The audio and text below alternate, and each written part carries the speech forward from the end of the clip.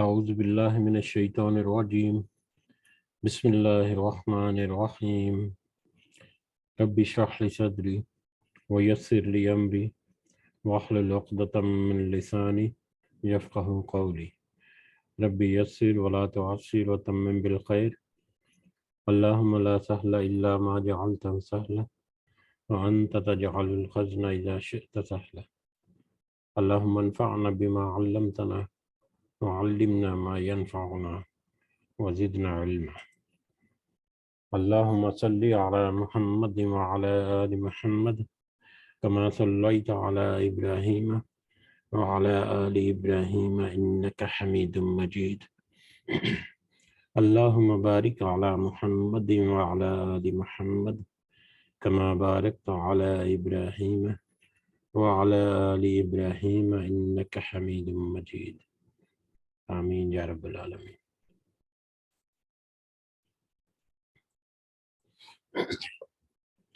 آج ہم انشاءاللہ ریاض الصالحین کی جو جلد اول ہے والیوم 1، اس میں حدیث نمبر 230 سے آنورڈ آج اپنے سبق کا آغاز کریں گے اور دیکھیں گے۔ سب سے پہلے ہم اسی اللہ کی حمد، اسی رب کی تعریف، اسی کا شکر ادا کرتے ہیں جس نے ہمیں اس قابل بنایا، جس نے ہمارے دلوں کو اس قابل کیا کہ ہم اپنے دن کا آغاز اس کے بابرکت کلام کو اور ہم سب کے محبوب اور کائنات کی محبوب ترین ہستی حضرت محمد صلی اللہ علیہ وسلم کی احادیث کو سمجھنے سے شروع کرتے ہیں، اس دعا کے ساتھ کہ اللہ تعالیٰ اس میں ہمیں استقامت نصیب فرمائے، اس کی صحیح سمجھ ہمیں عطا فرمائے، ایک نفع بخش علم اللہ تعالیٰ ہمیں عطا فرمائے، اور اس نفع بخش علم کو ہمیں نہ صرف اپنے تک بلکہ اپنے ساتھیوں تک پہنچانے کی بھی توفیق عطا فرمائے، اور اس کے فائدے ہمیں اس دنیا کے ساتھ ساتھ آخرت میں بھی کامیاب لوگوں میں شمار فرما کر فرمائے، آمین یا رب العالمین۔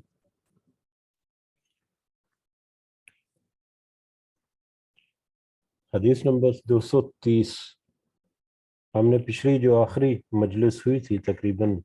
3 ہفتے پہلے یا 4 ہفتے پہلے، اس میں ہم نے چیپٹر نمبر 27 نمبر جو چیپٹر ہے ریاض الصالحین جلد اول کا، وہ ہم نے شروع کیا تھا، جس کا موضوع مسلمانوں کی حرمات کی تعظیم، ان کے حقوق اور ان پر شفقت اور رحمت کرنے کا بیان۔ اس کو ہم تھوڑا سا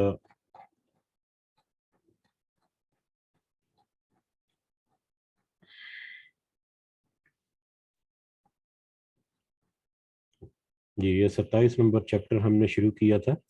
مسلمانوں کی حرمات کی تعظیم، ان کے حقوق اور ان پر شفقت اور رحمت کرنے کا بیان۔ اس کی ہم نے انٹروڈکشن اور کچھ اس کے معنی اور مفہوم بھی ہم نے سمجھنے کی کوشش کی تھی۔ بہت عام معنی ہے اس کے، عام سمجھ میں آنے والے آسان سے معنی، کہ مسلمانوں کی، ایک مسلمان کی دوسرے مسلمان کے لیے جو حرمات ہیں،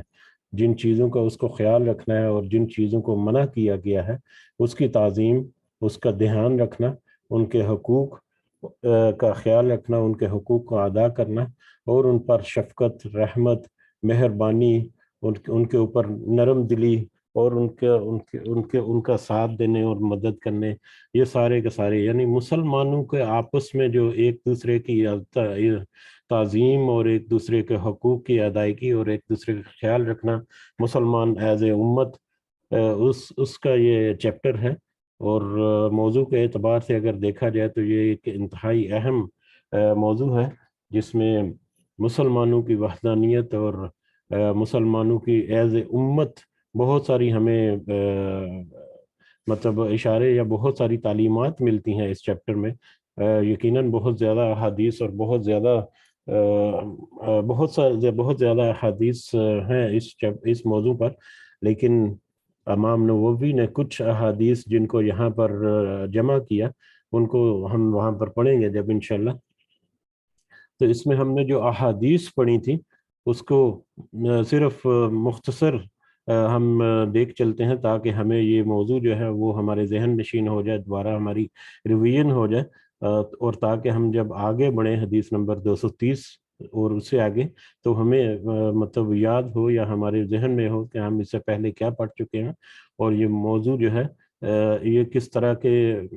مطلب ہمارے لیے واضح کرتا ہے نشانیاں، یا کس طرح کی ہدایات اور رہنمائیاں ہمیں ملتی ہیں اس موضوع کے تحت۔ تو اس میں جو پہلی حدیث ہم نے پڑھی تھی اس میں نبی کریم صلی اللہ علیہ وسلم نے فرمایا ایک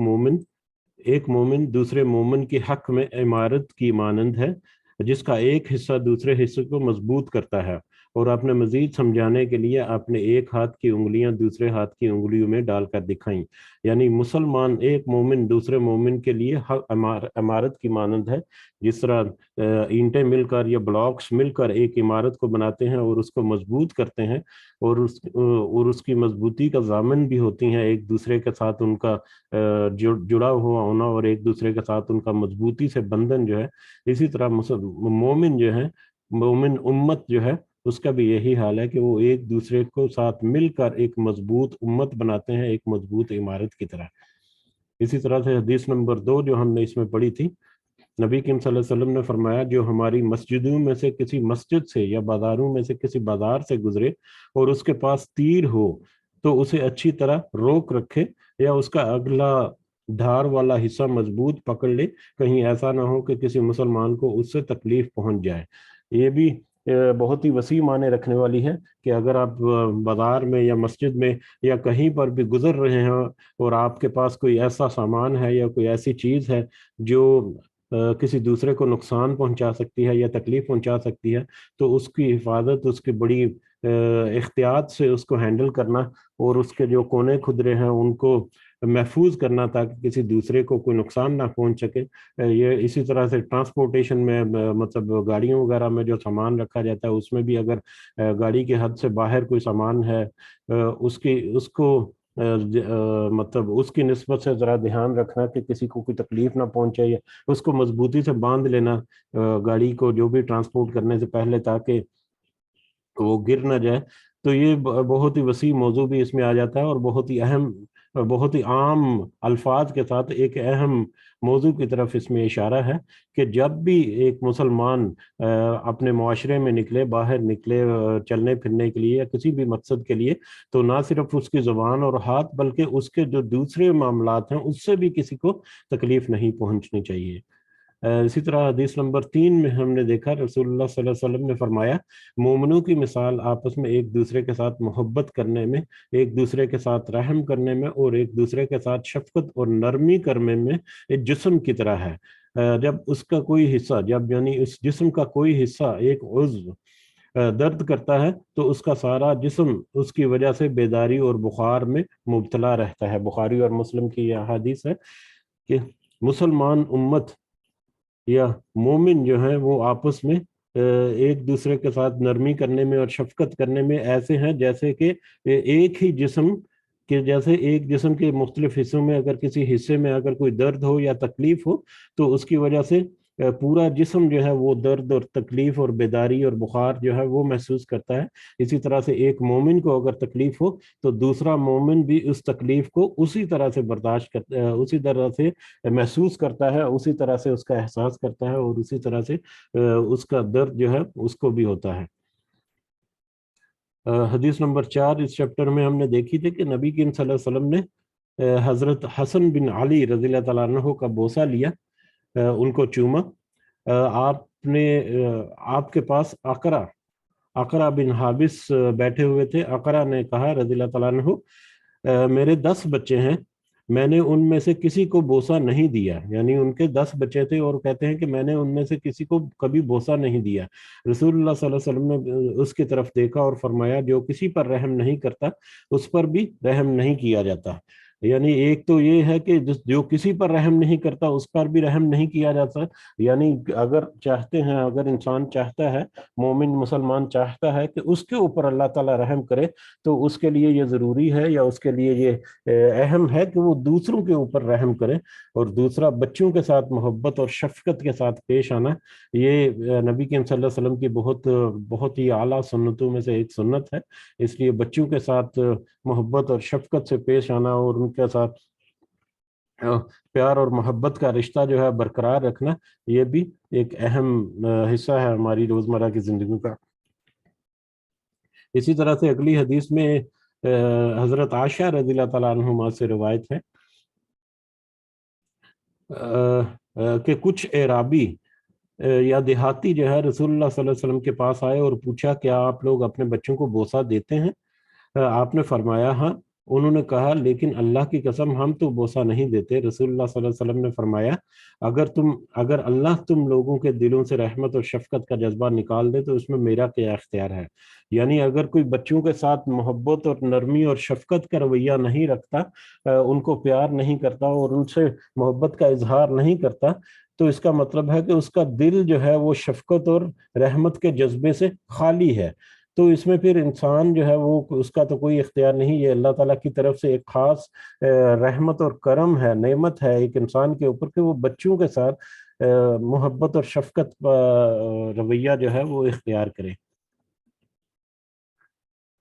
اس کے بعد آخری جو حدیث ہم نے پڑھی تھی، حدیث نمبر 6، 229 نمبر،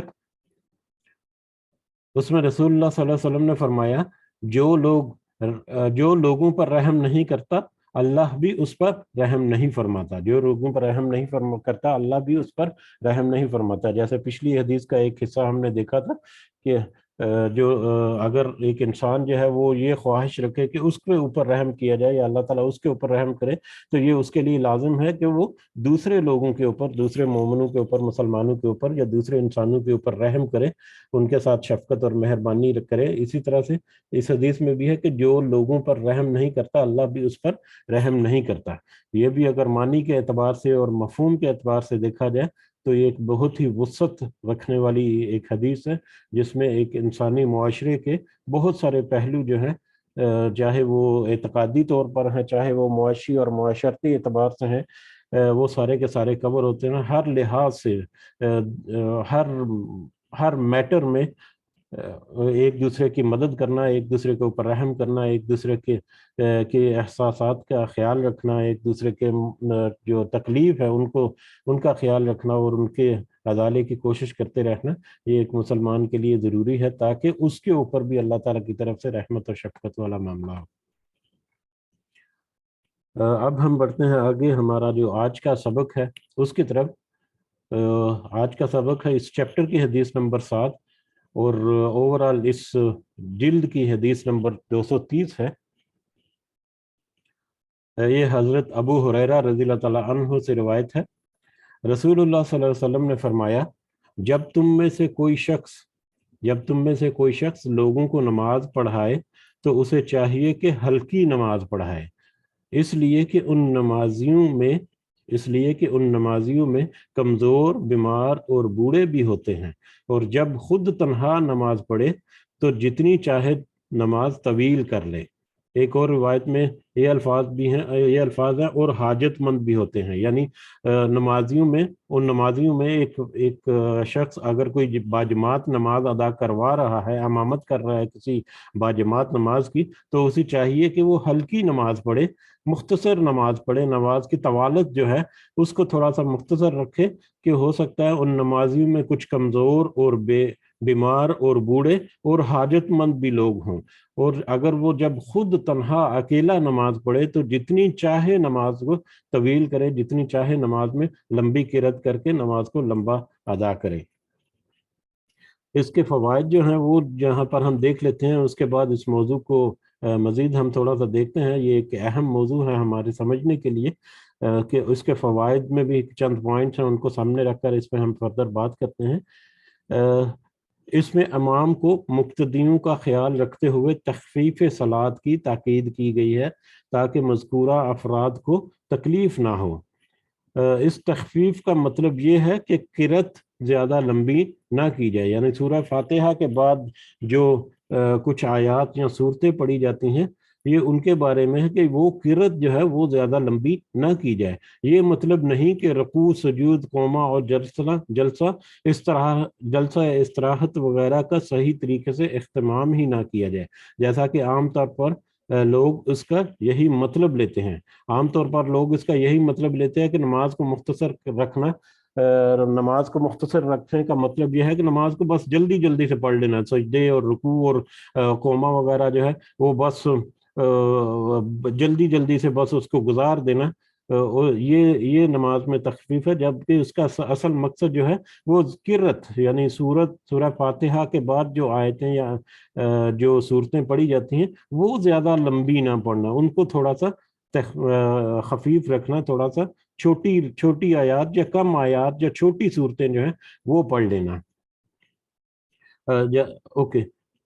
اور تعدید ارکان کا بالکل خیال نہیں رکھتے، جیسا کہ عام طور پر لوگ اس کا یہی مطلب لیتے ہیں کہ نماز کو جلدی جلدی سے پڑھ لیں، اور مختلف ارکان جو ہیں نماز کے ان کو صحیح طرح سے ادا نہیں کرتے، اور تعدیل ارکان کا بالکل خیال نہیں رکھتے، جو کہ سنت ہے، اور جس کی بابت نبی کریم صلی اللہ علیہ وسلم نے فرمایا ہے کہ تم اس طرح نماز پڑھو جس طرح تم مجھے نماز پڑھتے ہوئے دیکھتے ہو۔ اس لیے تعدیل ارکان کا اہتمام بھی نہایت ضروری ہے۔ یہ حدیث جو ہے، اس حدیث میں ایک تو اہمیت یہ ہے کہ دوسرے مومنوں کا اور مسلمانوں کا احساس، ان کی تکلیف کا، ان کی تکلیف کا یا ان کی آسانی کا احساس جو ہے وہ اپنے دل میں ہر وقت ہونا چاہیے، حتیٰ کہ نماز جب کوئی پڑھاتا ہے، جو امامت کراتا ہے کسی باجماعت نماز کی، تو اس کے لیے بھی ہے کہ اگر اس کے مقتدیوں میں کوئی کمزور ہیں یا کوئی بوڑھے ہیں یا بیمار ہیں یا اس طرح کے کوئی معاملہ ہے، تو اس کو چاہیے کہ وہ نماز کو خفیف کر دے، ہلکا کر دے۔ نماز میں جو آیات اور صورتیں جو پڑھی جاتی ہیں سورہ فاتحہ کے بعد، ان کو تھوڑا سا مختصر کر لے، تاکہ ان نمازیوں میں کچھ لوگ جو ہیں جو اگر نماز کی طوالت کی وجہ سے ہو سکتا ہے کسی مشقت میں پڑ جائے، ان کے لیے آسانی رکھی جائے۔ جبکہ جب وہ اکیلا نماز پڑھے تو جتنی چاہے مرضی لمبی طویل نماز پڑھ لے۔ اس میں بہت سارے ہمارے لیے پیغامات پوشیدہ ہیں، یقیناً ہم نے ان کو جانچ لیا ہے۔ اس میں تو ایک تو ہم نے فوائد میں دیکھا کہ نماز کو مختصر یا خفیف رکھنے کا، چھوٹا رکھنے کا مطلب یہ نہیں کہ نماز کے رکوع اور سجود جو ہیں وہ بس جلدی جلدی سے، جس کو ہم کہتے ہیں کہ ٹکرے مارتے رہنا، نماز کا سجدہ نہیں کرنا، بلکہ بس سر زمین پہ رکھا اور فوراً ہی اٹھا لیا، اور رکوع بھی بس پراپر طریقے سے اس کے ارکان جو ہے اس کا حق ادا نہیں کیا، بلکہ بس فٹافٹ سے اس کے اندر سبحان ربی العظیم یا سبحان ربی العلیٰ بس جلدی جلدی سے، اتنی جلدی سے ادا کر دیتے ہیں لوگ کہ وہ الفاظ بھی صحیح ادا نہیں ہوتے، اور ایک رکن کو مکمل ادا کرنے کے بعد بڑے آرام سے دوسرے رکن کی طرف مطلب متوجہ ہونا ہے، اس کی طرف بھی دھیان نہیں دیا جاتا۔ تو یہ ایک بہت ہی ایک اہم موضوع ہے، اور بہت ہی ایک اہم نقطہ ہے جو ہمیں سمجھنے کی ضرورت ہے، جس کو عام طور پر اگنور کر دیا جاتا ہے۔ بلکہ ہمیں جو نماز ہمارے جو پاکستان میں خاص کر، بلکہ ہو سکتا ہے انڈیا اور بنگلہ دیش وغیرہ میں بھی ایسا ہو، کہ نماز جو بچپن میں سکھائی جاتی ہے ٹیکسٹ بک کے لیول پر، اس میں سب سے مختصر ترین نماز جو ہے، نماز میں جو پڑھی جاتی ہیں صورتیں اور رکوع اور سجود میں جو دعائیں پڑھی جاتی ہیں، سب سے مختصر ترین جو ہیں وہ پڑھائی جاتی ہیں، جس کی وجہ سے نماز جو ہے وہ اور زیادہ مختصر ہو جاتی ہے، جو ان کو یاد کرتے ہیں اور اسی کا تکیہ رکھتے ہیں۔ بلکہ ہمیں چاہیے کہ بہت ساری مسنون دعائیں ہیں جو کہ رکوع اور سجود میں کی جاتی ہیں۔ رکوع کے اندر کچھ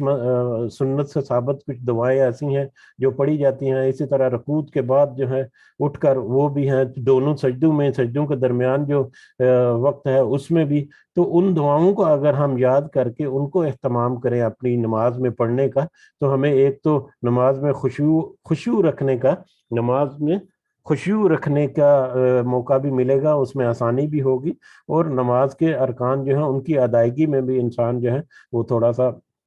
کیئرفل ہو جائے گا، تھوڑا سا وہ اس کو وقت جو ہے زیادہ ملے گا۔ اور نماز کو خفیف رکھنے کا جو ہم نے یہاں پر واضح طور پر دیکھ لیا، اس کے فوائد میں بھی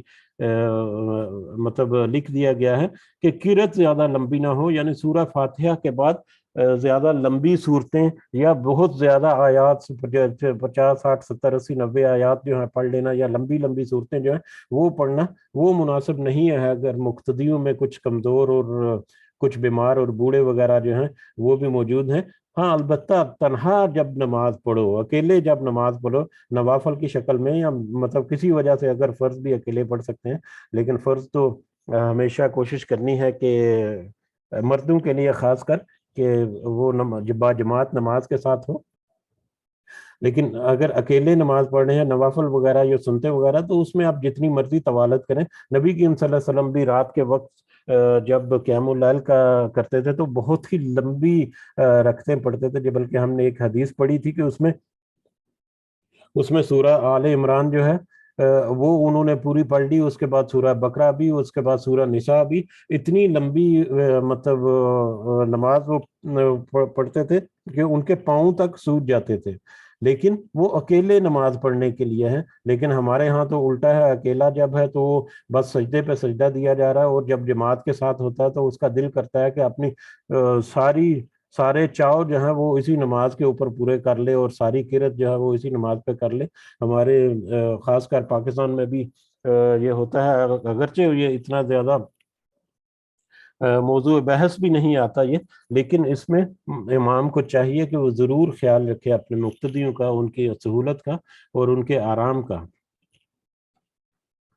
اس کے بابت اگر کوئی اور بھی پوائنٹس ایڈ کرنا چاہتے ہیں تو ابھی یا بعد میں بھی ایڈ کر سکتے ہیں۔ یہ موضوع جو ہے ایک آسان سا موضوع ہے، اور اس میں جو ہدایت ہے ہمارے لیے وہ بہت اہم ہے، اور وہ ہدایت اہم ارکان کو ادا کرنا، مطلب ان کا صحیح حق ادا کرنے کی کوشش ادا کرنا، یہ بہت ضروری ہے ہمارے لیے نماز کے پڑھتے ہوئے۔ بلکہ مجھے یاد ہے بہت عرصہ پہلے یہاں پر ایک شخص تھا، پٹھان تھا، تو وہ یہاں پر عام رواج ہے، پاکستان میں بہت کم ہے ایسا، تو لیکن یہاں پر مسجدوں میں اگر چلا جائے کہ نماز سے لیٹ ہو جائے، اگر جماعت کے ساتھ نماز نہیں پڑھ رہا تو وہ وہاں پر جا کر اگر کوئی دوسرا ساتھی بھی اس کو مل جائے تو باجماعت نماز یہاں پر ادا کر لیتے ہیں۔ یہ بہت اچھی بات ہے جو یہاں پر میں نے نوٹ کی ہے، ہم نوٹ کرتے ہیں۔ تو ایک دفعہ ایک پٹھان تھا کوئی، تو اس کو موقع ملا اور اس نے جماعت کرائی، پیچھے ایک دو بندے تھے اس کے ساتھ، انہوں نے جماعت شروع کر دی، بعد میں کچھ اور لوگ بھی اس میں شامل ہو کر آ کر، اور اس میں ایک قطری بھی شامل ہو گیا۔ اس نے نماز جو ہے وہ اتنی تیزی سے پڑھائی، اتنی جلدی میں اور اتنی تیزی سے نماز کو مکمل کر لیا کہ نماز اس کے سلام پھیرنے کے بعد وہ جو قطری بیٹھا تھا، وہ قطری اس کو کہتا ہے عربی میں کہ کیا تم نے کنٹریکٹ کیا ہوا تھا نماز پڑھانے کا؟ کیا تم مطلب کنٹریکٹ کیا ہوا تھا؟ مطلب جو پاکستان میں ہم جب ٹھیکہ دے دیتے ہیں نا کسی کو، تو وہ ٹھیکیدار جو ہے بس اس کی یہ کوشش ہوتی ہے بس جلدی سے یہ کام نبٹ جائے تاکہ میرے پیسے جو ہے مجھے وصول ہو جائے۔ اسی طرح اس قطری نے کہا کہ کیا تم نے کنٹریکٹ کیا ہوا تھا کہ نماز کو بس جلدی سے فنش کرنا ہے اور ختم کر کے آگے چلے جانا ہے؟ تو یہ بھی ایک انتہائی اہم حصہ ہے ہماری نماز کا، کہ ہم نماز کو دھیان سے پڑھیں۔ اس میں جب ہم خشوع پیدا کرنے کی کوشش کریں گے تو جتنی بھی مختصر ہم نماز پڑھیں اس میں بڑی اس میں اطمینان آ جائے گا، اس میں ٹھہراؤ آ جائے گا، اس میں آٹومیٹکلی ارکان جو ہے وہ آرام سے ادا ہوں گے۔ اگلی حدیث کی طرف بڑھتے ہیں، حدیث نمبر 231/8 حضرت عائشہ رضی اللہ تعالی عنہا سے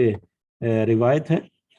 کہ رسول اللہ صلی اللہ علیہ وسلم بعض دفعہ ایسا نفلی عمل چھوڑ دیتے تھے، نبی کریم صلی اللہ علیہ وسلم بعض دفعہ ایسا نفلی عمل چھوڑ دیتے تھے جس کا کرنا آپ پسند فرماتے، صرف اس اندیشے سے کہ کہیں آپ کو دیکھ کر لوگ بھی اسے پابندی سے کرنے لگیں اور وہ ان پر فرض کر دیا جائے۔ نبی کریم صلی اللہ علیہ وسلم بعض دفعہ ایسا نفلی عمل جو ان کو بہت پسند ہوتا تھا اس کو بھی وہ چھوڑ دیتے تھے، کبھی کبھی اس کو بھی چھوڑ دیتے تھے، صرف اس ڈر سے یا اس اندیشے سے کہ کہیں ایسا نہ ہو کہ لوگ آپ کا دیکھا دیکھی اس کو پابندی سے ادا کرنے لگیں، اس نفلی عمل کو بھی، اور اس پابندی سے لوگوں کی اس پابندی کو دیکھ کر کہیں اللہ تعالیٰ ان پر یہ نماز، وہ نفلی عبادت یا نفلی معاملہ جو ہے، نفلی عمل جو ہے وہ فرض نہ کر دے۔ تو یہ نبی کریم صلی اللہ علیہ وسلم کی محبت ان کی امت کے ساتھ، ان کی شفقت اور ان کی مہربانیاں جو ہیں، ان میں سے ایک بہت ہی اہم پہلو ہے کہ انہوں نے اپنی امت کی سہولت کے لیے، ان کو پتا تھا کہ ان کی امت جو ہے وہ بہت سارے معاملوں میں کمزور ہے، خاص کر عبادت کے معاملوں میں، اور خاص کر اپنے مذہب کے معاملات میں، مطلب ان میں کچھ کمزوریاں ہوں گی، اور ان میں کچھ خاص کر آئندہ آنے والی امت کا، آئندہ آنے والی جو نسلیں ہیں، جیسے کہ ہمارا آج کا دور ہے، اس وقت نبی کریم صلی اللہ علیہ وسلم کے صحابہ جو ہے ان میں تو یقیناً کسی قسم کا کوئی ایسا شک بھی نہیں کیا جا سکتا کہ وہ کسی ایمان کی کسی کمزوری میں مبتلا تھے، لیکن ہاں ان کے بعد جو نسلیں آئیں اور آج کل کا دور اور اس سے آگے بھی، کہ ایمان کی کمزوریاں بہت زیادہ ہیں، تو ایسے میں فرض فرائض جتنے ہیں وہ ایک ایسی چیز ہے جس کو اگر پورا نہیں کیا، جو صاحب استطاعت ہے اس کے اوپر جو چیز فرض ہے، اگر وہ فرض کو ادا نہیں کرتا تو اس کو اس کا گناہ ملے گا، اس کو اس کا جواب دہ ہونا ہے، اس کا انجام جو ہے وہ بھگتنا ہے۔ لیکن نوافل کی صورت میں، نفل عبادات ہوں یا نفل باقی جتنے بھی معاملات ہیں، ان میں ایسا نہیں ہے، ان میں اگر نفلی عبادات کو یا نفلی دوسرے جو معاملات ہیں اگر ان کو وہ نہیں کرتا تو اس کا گناہ نہیں ہوگا، اس کی باس پشت ہو سکتی ہے، اس کی پوچھ ہو سکتی ہے، اللہ تعالیٰ ہو سکتا ہے اس سے پوچھ لے کہ تمہیں اتنا وسیع مال دیا تھا، اس میں تم نے لوگوں کے اوپر خرچ کیوں نہیں کیا، لیکن اس کا لوگوں کے اوپر خرچ نہ کرنا، نفلی خرچ جو ہے وہ اس کے اوپر اس کا گناہ نہیں ہوگا، اس کی پوچھ گچھ ہو سکتی ہے، ضرور ہو سکتی ہے، لیکن اس کا گناہ، لیکن فرائض میں جو شامل ہو گیا وہ تو کہنے کہ وہ اس کے اوپر اگر اس نے فرض ادا نہیں کیا تو اس نے گناہ کا کام کیا، جس کے اوپر بہت زیادہ سخت پکڑ ہے، اور جس کے اوپر سخت سزائیں جو ہیں وہ تو مطلب شور کے لکھی جا چکی ہیں۔ اس لیے ہم یہ سمجھ لیں کہ فرائض جو ہیں، جو بھی ہمارے دین نے، ہمارے اسلام نے ہمارے اوپر چیزیں فرض کی ہیں، وہ منیمم پاسنگ مارکس ہے، منیمم پاسنگ مارک، جیسے کہ ہم عام طور پر امتحان میں، بچوں کا جب بھی امتحان ہوتا ہے تو 100 میں سے 33 نمبر جو ہے وہ منیمم پاسنگ مارک سے ہوتے ہیں، 33 نمبر سے کم اگر لے گا تو وہ فیل شمار ہوگا، 33 نمبر سے زیادہ اگر لے گا تو جتنے زیادہ نمبر لے گا اتنا وہ اپریشیٹڈ ہے، اور اس کے پھر گریڈنگ کی جاتی ہے۔ اسی طرح سے نماز اور دوسرے فرائض کے بارے میں کہ وہ منیمم پاسنگ مارکس ہیں، اگر فرائض کو پورا نہیں کیا تو وہ فیل ہو گیا، فرائض کو اگر پورا نہیں کیا تو آئندہ آنے والی منزلوں میں جنت کے حصول کے لیے وہ فیل ہو گیا، پھر تو اس کے اوپر سزا جو ہے وہ ہے ہی ہے، پھر تو کسی صورت اس کی معافی نہیں ہے۔ تو ایک تو یہ، دوسرا نبی کریم صلی اللہ علیہ وسلم کی شفقت اور محبت ان کی امت کے لیے اس قدر تھی کہ وہ یہ بھی چاہتے تھے کہ ان کے اوپر جتنے فرائض ہیں وہ کم سے کم ہوں، اور نوافل جو ہے وہ تو انسان جو ہے اپنی استطاعت کے مطابق پورے کرتا رہتا ہے یا ادا کرتا رہتا ہے، لیکن فرائض میں جو چیزیں شامل ہیں ان میں کم ہوں۔ یہی وجہ ہے کہ اگر ہم اپنے جو روزمرہ کے معاملات میں جو ہمیں احکامات دیے گئے ہیں قرآن و سنت میں، اس میں فرائض کی تعداد کے اعتبار سے فرائض جو ہیں وہ بہت کم ہیں، نوافل جو ہیں اپنی مرضی سے آپشنل جو عبادات ہیں یا آپشنل دوسرے جو معاملات ہیں وہ بہت زیادہ ہیں، فرائض کی تعداد بہت کم ہے۔ تو یہی وجہ ہے کہ اس کی ایک وجہ یہی ہے کہ نبی کریم صلی اللہ علیہ وسلم نے یہ کوشش کی، یا ان کی یہ خواہش ہوتی تھی کہ میری امت کے اوپر آسان ہو، یہ دین جو ہے وہ آسان ہو، اس کے اوپر ان کو عمل کرنا آسان لگے، گراں نہ گزرے۔ اس کی اور بھی بہت ساری احادیث یا مثالیں ملتی ہیں، جیسے کہ نماز کے لیے مسواک کرنا نبی کریم صلی اللہ علیہ وسلم کو بہت زیادہ پسند تھا، لیکن وہ فرض نہیں کیا گیا۔ نبی کریم صلی اللہ علیہ وسلم کہتے تھے کہ مجھے اگر امت کی مشقت کا ڈر نہ ہوتا تو میں مسواک کو ہر نماز کے لیے فرض کر دیتا۔ اسی طرح سے ایک حدیث ہم نے پیچھے بھی پڑھی تھی جس میں حج کے بارے میں کہ نبی کریم صلی اللہ علیہ وسلم نے کہا کہ حج جو ہے ہر صاحب استطاعت پر فرض ہے. تو ایک شخص نے ان سے نبی کریم صلی اللہ علیہ وسلم سے پوچھ لیا کہ کیا ہر سال نماز فرض ہے؟ تو نبی کریم صلی اللہ علیہ وسلم نے اس کا جواب نہیں دیا بلکہ منہ پھیر لیا.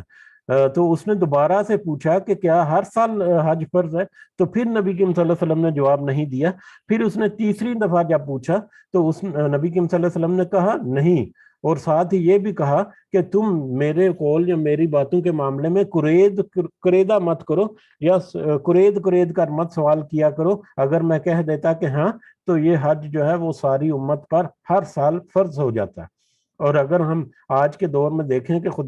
مطلب اگر وہ حج جو ہے ساری امت کے اوپر ہر سال فرض ہو جاتا تو آج کتنا مشکل ہوتا اس فرض کو ادا کرنا. تو نبی کریم صلی اللہ علیہ وسلم کی شفقت اور محبت ہی اس امت کے لیے ایک تو انفرادی طور پر ہر ایک کے لیے ممکن نہیں کہ وہ مطلب ہر سال جا کر حج ادا کرے، اور دوسرا اجتماعی طور پر بھی اگر دیکھا جائے تو یہ کتنا مشکل امر ہوتا حج کو سنبھالنا اگر ساری کی ساری مسلم امہ جو ہے اس کے اوپر حج جو ہے وہ فرض کر دی گئی ہے. اسی طرح سے بہت سارے دوسرے معاملات میں نبی کریم صلی اللہ علیہ وسلم نے وہ عمل خود کیا، لیکن امت کے اوپر اس کو فرض نہیں مطلب قرار دیا. یا جیسا کہ اس حدیث میں ہے کہ بعض دفعہ کوئی نفلی عمل کو چھوڑ دیتے تھے تاکہ امت کے اوپر کہیں وہ فرض نہ ہو جائے. اس کی ایک اور مثال جو ہے وہ صلاۃ التراوی جو ہے اس کے لیے بھی ہے کہ صلاۃ التراوی بھی نبی کریم صلی اللہ علیہ وسلم جو ہے انہوں نے مسلسل نہیں پڑھائی کہ کہیں ایسا نہ ہو کہ امت کے اوپر فرض ہو جائے کہ وہ ایک امت جو ہے وہ مشقت میں پڑ جائے. تو نبی کریم صلی اللہ علیہ وسلم کی شفقت اور محبت اور ان کا احساس اس امت کے لیے اس قدر تھا کہ وہ فرائض کے معاملات میں بھی بہت زیادہ کیئرفل رہے کہ کہیں کوئی مشقت والے معاملے جو ہیں وہ کہیں اس امت کے اوپر فرض نہ ہو جائیں. اسی طرح سے نماز کے بارے میں بھی اگر ہم دیکھیں تو پہلے 50 نمازیں جو ہیں وہ فرض تھیں. جب معراج پر گئے نبی کریم صلی اللہ علیہ وسلم تو وہ حضرت موسیٰ علیہ السلام کی ایڈوائز کے تحت انہوں نے جا کے اللہ تعالیٰ سے نمازوں میں ڈسکاؤنٹ لیا. نماز 50 سے 40 ہوئی، پھر 30، پھر 25 یا 15، پھر 5 تک جب ہوئی تو پھر بھی حضرت موسیٰ علیہ السلام نے کہا نبی کریم صلی اللہ علیہ وسلم کو کہ جا کر اللہ تعالیٰ سے پھر ایک دفعہ گزارش کرو، یہ 5 نمازیں بھی تمہاری امت کے لیے بہت مشقت والی ہوں گی. تو نبی کریم صلی اللہ علیہ وسلم نے کہا کہ نہیں، اب مجھے حیا آتی ہے کہ میں اب 5 سے بھی کم نمازیں کرواؤں جا کر اللہ تعالیٰ سے. تو یہ نبی کریم صلی اللہ علیہ وسلم کی اللہ تعالیٰ مطلب اپنی امت سے شفقت اور محبت کا ایک نمونہ ہے جو ہمارے سامنے ہے. اور آج اگر دیکھیں تو 5 نمازیں، اور 5 نمازوں میں بھی فرض نماز جو ہے فرائض جو ہے وہ 17 فرائض ہیں. وہ ہماری امت کے لیے یا ہمارے لیے مطلب ایک پہاڑ بنا ہوتا ہے کہ بعض دفعہ بعض لوگوں کے لیے کہ وہ پورے 24 گھنٹے میں 17 جو رکھتے ہیں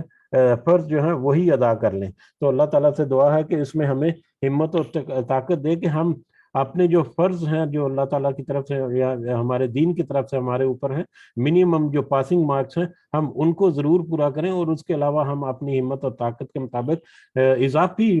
عمل جتنا بھی ہم کر سکیں وہ ضرور کریں. ہاں، اس میں ایک یہ بھی مطلب ضروری ہے ہمیں سمجھنا کہ مطلب اس کا مطلب یہ نہیں کہ صرف فرض ہی ہمارے لیے ضروری ہیں، باقی جو نفلی عبادات اور نفلی معاملات جو ہیں ان کی بھی ایک بہت ہی زیادہ اہمیت اور فضیلت ہے جو ہمارے لیے بہت اہم ہے کہ ہم اپنی استطاعت کے مطابق اس کو ضرور کریں، کیونکہ اس کے بارے میں ہم سے پوچھ گچھ ہو سکتی ہے. مال کو خرچ کرنے کے معاملے میں، اپنے علم کو خرچ کرنے کے معاملے میں، تو جو اللہ تعالیٰ نے ہمیں علم دیا ہے وہ دوسروں کو سکھائیں. مدد کرنے کے معاملے میں کہ اگر کوئی دوسرے کی مدد کر سکتا ہے کہ اس کے لیے یہ ضروری ہے کہ وہ دوسری کی مدد کرے جہاں تک ممکن ہو سکتا ہے اس کے لیے. اس کے فوائد میں یہاں پر ذکر کیا گیا اس میں نبی کریم صلی اللہ علیہ وسلم کی اس شفقت کا بیان ہے جو امت کے لیے آپ کے دل میں تھی. اس لیے چاہنے کے باوجود بعض دفعہ آپ نفلی عبادت اور طاعت جو ہے اس سے بھی گریز فرماتے تھے کہ کہیں وہ امت پر فرض نہ ہو جائے اور پھر امت کے لیے اس کی ادائیگی مشکل ہو جائے. اسی طرح ہم اگلی حدیث کی طرف پڑھتے ہیں، حدیث نمبر 232/9. हज़रत आयशा रज़ी अल्लाह ताला अन्हा से रिवायत है, नबी करीम सल्लल्लाहु अलैहि वसल्लम ने सहाबा को उन पर शफकत और नबी करीम सल्लल्लाहु अलैहि वसल्लम ने सहाबा को उन पर शफकत और मेहरबानी फरमाते हुए विसाल यानी बगैर इफ्तार किए मुसलसल रोजे रखने से मना फरमाया। विसाल का मतलब है कि रोजा इफ्तार किए बगैर अगला रोजा रख लेना, मुसलसल रोजा एक रोजे का साथ दूसरा रोजा मिलाना, उसको इफ्तार किए बगैर। तो नबी करीम सल्लल्लाहु अलैहि वसल्लम ने शफकत और मेहरबानी फरमाते हुए विसाल से मना फरमाया अपने सहाबा को रिजवानुल्लाह अजमाइन। तो उन्होंने अर्ज किया कि आप खुद तो विसाल करते हैं, आप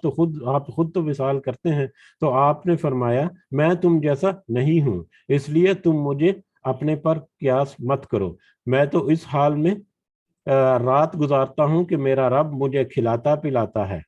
ये बुखारी और मुस्लिम की हदीस है। इसका मतलब है कि अल्लाह मेरे अंदर खाने पीने वाले जैसे शख्स की कुव्वत पैदा फरमा देता है। विसाल के साथ या मुसलसल बगैर इफ्तार किए एक रोजा से दूसरा रोजा जो है रखना नबी की सल्लल्लाहु अलैहि वसल्लम जो है वो अक्सर रखते थे, लेकिन उन्होंने सहाबा कराम को उससे मना कर दिया। ये उनकी शफकत और मेहरबानी और मोहब्बत थी उनकी उम्मत की आसानी के लिए कि कहीं उनके ऊपर फर्ज ना हो जाए। जैसे पिछली हदीस हमने पढ़ी, उसी से मिलता जुलता एक अमल जो नबी के सल्लल्लाहु अलैहि वसल्लम का उनकी मोहब्बत और शफकत कौम के लिए, उम्मत के लिए। और फिर के सहाबा ने उन सहाबा को मना कर दिया। एक तो पिछली हदीस में आया कि कभी वो नफली अमल जो है जिसको वो बहुत महबूब रखते थे, पसंद करते थे, कभी कभी उसको छोड़ देते थे ताकि वो लोग उसका देखा देखी उसके ऊपर अमल करने लगे तो फर्ज ना हो जाए। और दूसरा हमने ये पॉइंट देखा कि कभी वो कुछ अमल जो वो खुद करते थे उससे वो उन्होंने वाज़े तौर पर मना कर दिया अपने सहाबा को या अपने साथियों को कि उस तरह से ना किया जाए कि कहीं तुम पर ये फर्ज ना हो जाए या तुम्हारे लिए ये जरूरी नहीं, ये मेरे लिए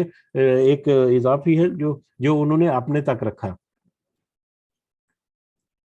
इसके फवायद देखते हैं, उसके ऊपर फर्दर इस पे बात करेंगे इंशाल्लाह।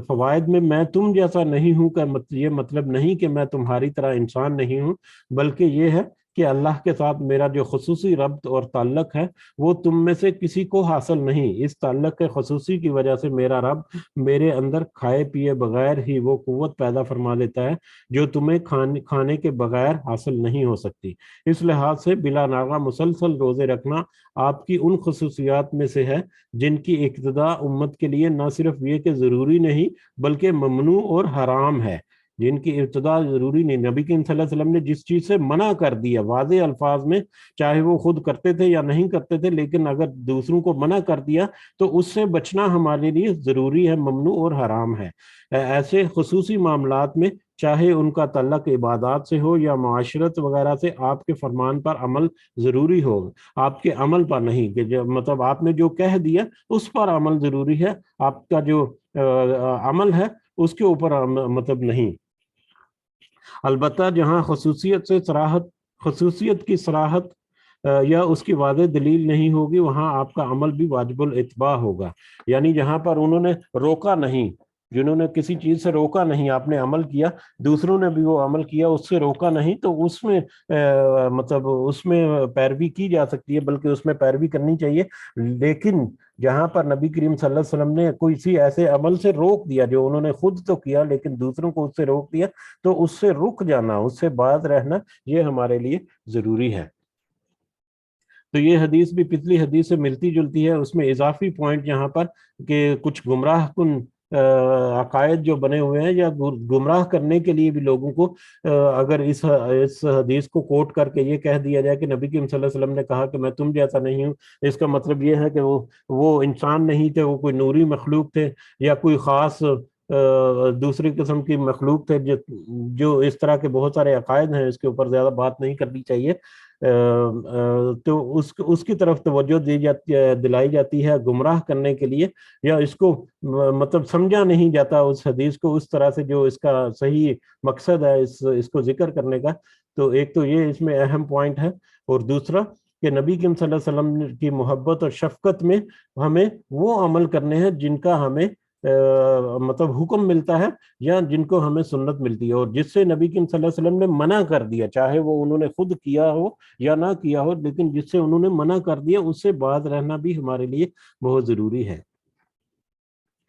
اگلی حدیث 233/10، حضرت ابو قتادہ حارث بن ربی رضی اللہ تعالیٰ عنہ سے روایت ہے، رسول اللہ صلی اللہ علیہ وسلم نے فرمایا،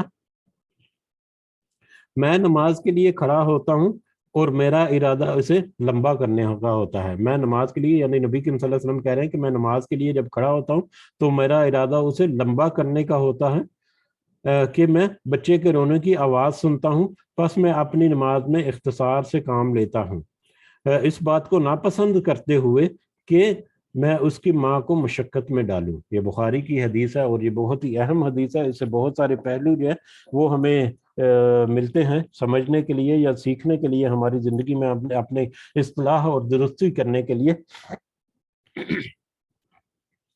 لیکن نبی کریم صلی اللہ علیہ وسلم نے کہا کہ میرا ارادہ تو ہوتا ہے کہ میں نماز لمبی کراؤں۔ یہ نماز یقیناً باجماعت نماز جو ہے اس کی طرف اشارہ ہے کہ باجماعت نماز کے ساتھ جب نماز پڑھاؤں تو میرا ارادہ ہوتا ہے کہ لمبی قرات یا لمبی نماز پڑھاؤں، لمبی قرات کروں۔ لیکن جب میں بچے کے رونے کی آواز سنتا ہوں تو میں اپنی نماز کو مختصر کر لیتا ہوں، اس بات کو ناپسند کرتے ہوئے کہ کہیں میں اس کی ماں کو مشقت میں نہ ڈال دوں۔ ٹھیک ہے، اس میں ایک تو ہمیں جو اہم نقطہ ملتا ہے اس سے وہ یہ ہے کہ عورتوں کا مسجدوں میں آنا، ظاہر یہ باجماعت نماز کا یہاں پر اشارہ ملتا ہے ہمیں کہ باجماعت نماز جب وہ کراتے تھے کہ ایسا معاملہ ہوتا تھا، اور باجماعت نماز میں بچے کے رونے کی آواز اور اس کے ساتھ اس کی ماں کا لنک جو ہے اس سے پتہ چلتا ہے کہ یہ مطلب عورتیں جو ہیں وہ بھی جماعت کے ساتھ شامل ہوتی تھی مسجد میں۔ تو مسجد میں عورتوں کا آنا اور باجماعت نماز ادا کرنا یہ بھی ایک بہت ہی اہم بات ہے، اگرچہ عورتوں کے لیے ضروری نہیں، عورتوں کے اوپر فرض نہیں کہ وہ مسجد میں جا کر باجماعت نماز ادا کریں، ان کے لیے گھر میں نماز ادا کرنا جو ہے وہ بھی بہتر ہے اور وہی ہے۔ لیکن مسجدوں میں عورتوں کا جانا اور مسجدوں میں جا کر باجماعت نماز ادا کرنا، خاص کر جمعہ وغیرہ کے لیے، تو یہ ایک بہت ضروری ہے، بلکہ سنت ہے۔ نبی کریم صلی اللہ علیہ وسلم کے دور کی جو صحابیات تھیں رضی اللہ تعالیٰ عنہما، کہ ان کی سنت کے مطابق ان کی سنت کو فالو کرتے ہوئے نبی کریم صلی اللہ علیہ وسلم نے اس کو پسند بھی کیا، اس کو روکا بھی نہیں۔ یہ بھی ہو سکتا ہے کہ بچے کی آواز سن کر انہوں نے کہا کہ جن کے پاس بچہ ہے وہ مائیں گھر میں نماز پڑھیں، ہمیں آ کے پریشان نہ کریں، بلکہ اس کو فیسیلیٹیٹ کرنے کے لیے، اس عورت کو، اس ماں کو فیسیلیٹیٹ کرنے کے لیے، اس کو مشقت سے بچانے کے لیے نبی کریم صلی اللہ علیہ وسلم نے اپنی نماز کو مختصر کر دیتے تھے۔ تو اس میں یہ ایک بہت ہی افسوس کی بات ہے کہ ہمارے معاشروں سے مراد ہمارے پاکستان، انڈیا میں، بنگلہ دیش وغیرہ میں کچھ سیکٹ یا کچھ گروہ ایسے ہیں ہماری امت میں جو عورتوں کے مسجدوں میں آ کر باجماعت نماز پڑھنے سے، مسجدوں میں آنے سے روکتے ہیں، بلکہ مسجدوں میں عورتوں کے لیے نماز کی جگہ ہی مختص نہیں کی گئی۔ یہی وجہ ہے کہ وہ جمعہ وغیرہ کے خطبوں پہ جو ہے وہ بھی ان کی عورتیں نہیں سن سکتی، ایون کہ عید کی نمازیں جو ہیں وہ بھی وہ عورتیں جو ہیں وہ نہیں جا سکتی ان میں پڑھنے کے لیے۔ تو یہ ایک انتہائی گمراہی کی بات ہے، اس کو ہمیں ضرور سمجھنا چاہیے اور اس کے اوپر ہمیں ضرور توجہ دینی چاہیے کہ عورتوں کا مسجدوں میں آنا اور باجماعت نماز ادا کرنا یہ ان کا رائٹ ہے۔ اور نبی کریم صلی اللہ علیہ وسلم کی جو یہ حدیث اور بھی کچھ حدیث ہیں جن کو سامنے رکھتے ہوئے یہ ہے کہ اس وقت کی عورتیں جو ہیں وہ بھی آتی تھیں، اور خاص کر یہاں پر ایک دوسرا جو نقطہ سامنے آتا ہے کہ بچے کے رونے کی آواز، اس کا مطلب ہے کہ عورت نہ صرف خود آ سکتی ہے بلکہ اپنے بچے کو بھی ساتھ مسجد میں لا سکتی ہے۔ اور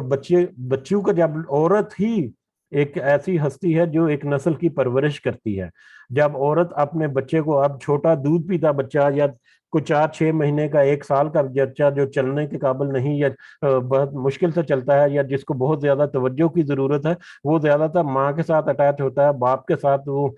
مطلب باہر جانا اس کا، اور خاص کر مسجد میں نماز کے لیے جانا باپ کے ساتھ، وہ اس میں تھوڑی سی مشقت ہوتی ہے، مطلب مردوں کو ہینڈل کرنا بھی تھوڑا سا مشکل ہوتا ہے، خاص کر مطلب جو چھوٹے شیر خوار بچے ہیں یا چھوٹی عمر کے بچے۔ تو عورتیں جو ہے وہ ان کو بڑی آسانی سے ہینڈل کر لیتی ہیں کہ ان کا جو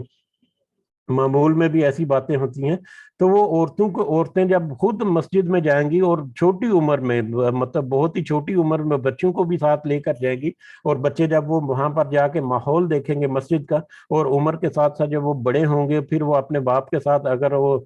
بچہ ہے اور اگر بچی ہے تو وہ اپنی ماں کے ساتھ وہ مسجد کی طرف جائے گی، اور مسجد میں اگر کوئی خطبہ ہو رہا ہے، کوئی نصیحت کی بات چل رہی ہے یا اس طرح کا معاملہ ہے، اس کو بھی سنے گی مسجد کے ساتھ محبت. تو یہ نسل کی پرورش کے لیے بھی ایک اہم نقطہ ہے یا ایک اہم پہلو ہے، جس کی طرف یہاں پر ہمیں اشارہ ملتا ہے، اجازت بھی ہے اور اس کی طرف رہنمائی بھی ہے. تو یہ عورتوں کا مسجد میں جانا اور بچوں کا مسجد میں جانا، یہ بھی ایک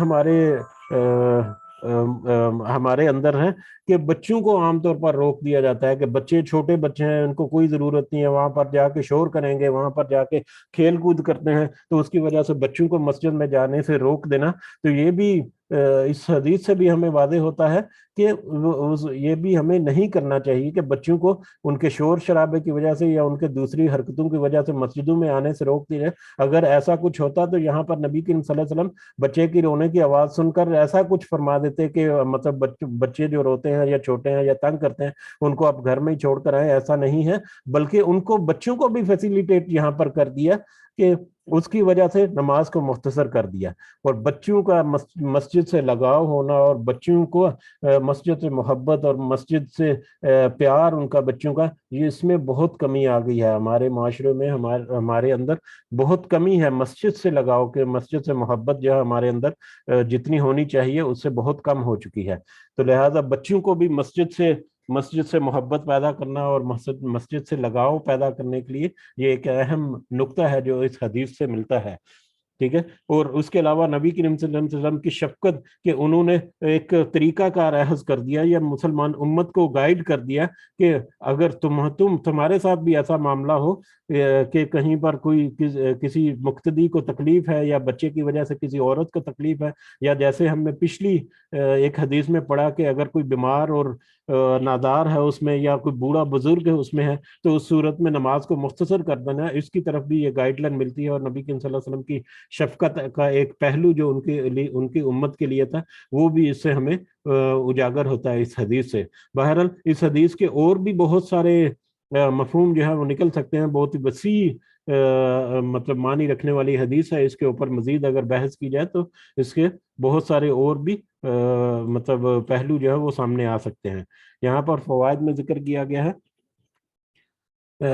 یہاں بھی نماز میں اختصار سے مراد قرت کا مختصر کرنا ہے، یعنی صورت کا یا آیات کا مختصر کرنا ہے، چھوٹی صورتیں یا کم صورتیں کم آیات پڑھنا ہے، نہ کہ نماز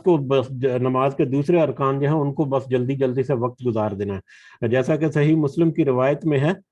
صحیح مسلم کی ایک روایت میں بھی اس کی صراحت بھی ملتی ہے کہ بچے کی آواز سننے پر چھوٹی سورت پڑھتے. نبی کریم صلی اللہ علیہ وسلم بچے کی آواز سننے پر چھوٹی سورت پڑھتے تھے.